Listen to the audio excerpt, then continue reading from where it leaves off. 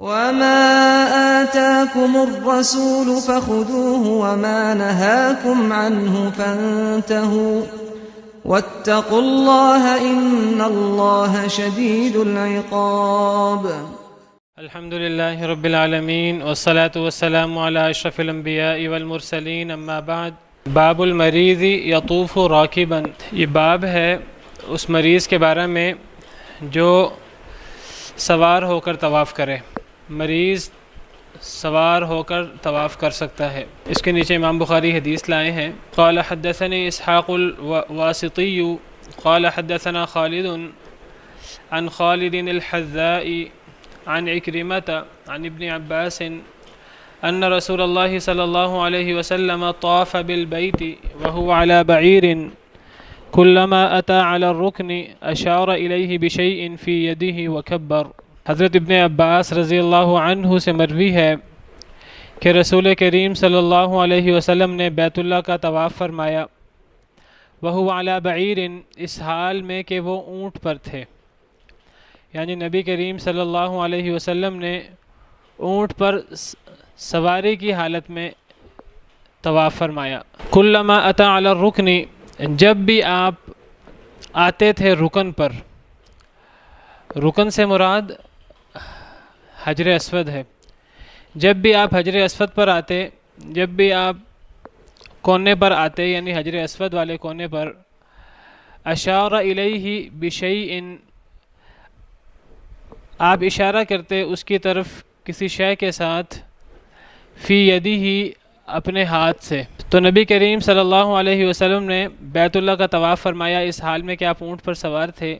جب بھی آپ حجر اسود پر آتے، اشار الیہ بشیء، تو آپ حجر اسود کی طرف اشارہ کرتے کسی شے کے ساتھ، بیدہ، جو آپ کے ہاتھ میں ہوتی. وکبر، اور آپ تکبیر کہتے. تو اس حدیث مبارکہ سے پتہ لگا کہ سوار ہو کر طواف کیا جا سکتا ہے. نبی کریم صلی اللہ علیہ وسلم نے سوار ہو کر طواف کیا. نبی کریم صلی اللہ علیہ وسلم نے جو طواف کیا تو یہ کسی وجہ سے سوار ہو کر کیا، یہ کسی وجہ کے بغیر جو ہے وہ طواف نہیں کیا سوار ہو کر. اسی لیے امام بخاری نے باب قائم کیا ہے، باب المریض یطوف راکبا، کہ کوئی مریض شخص وہ طواف کرے سواری کی حالت میں. تو اس باب سے محسوس ہو رہا ہے کہ یعنی عذر اگر ہو تب پھر طواف سواری کی حالت میں کیا جا سکتا ہے.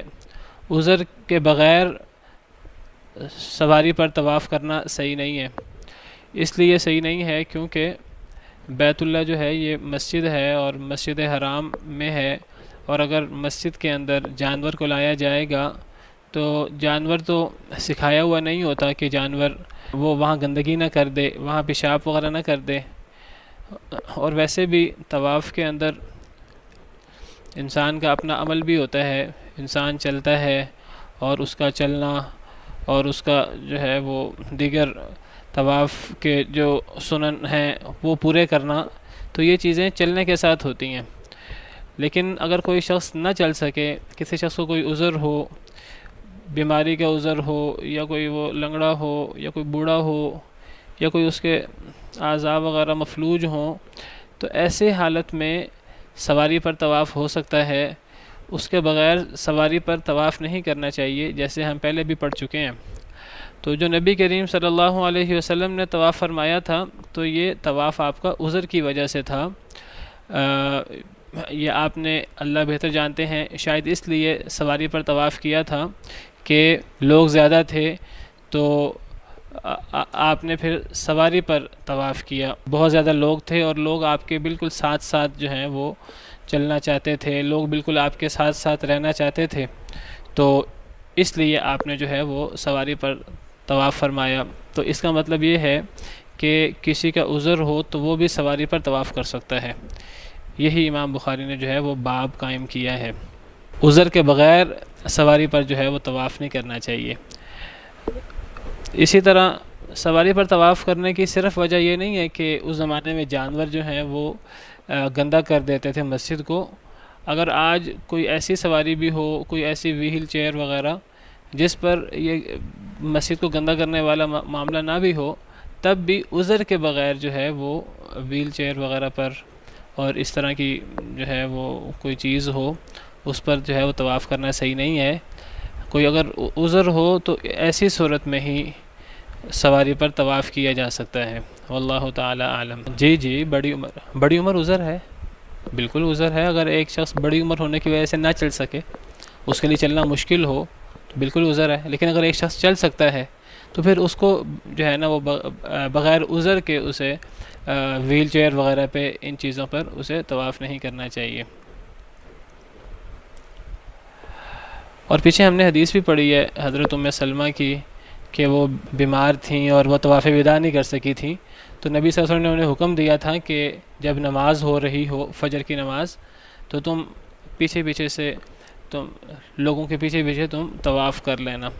تو وہ طواف بھی جو ہے وہ حضرت ام سلمہ جو ہیں وہ بیمار تھیں, اس لیے انہوں نے سواری پر طواف کیا تھا. ثم قال البخاری رحمہ اللہ, اگلا باب پھر امام بخاری فرماتے ہیں باب سقایت الحاج, یہ باب ہے حاجیوں کو پانی پلانے کے بارے میں.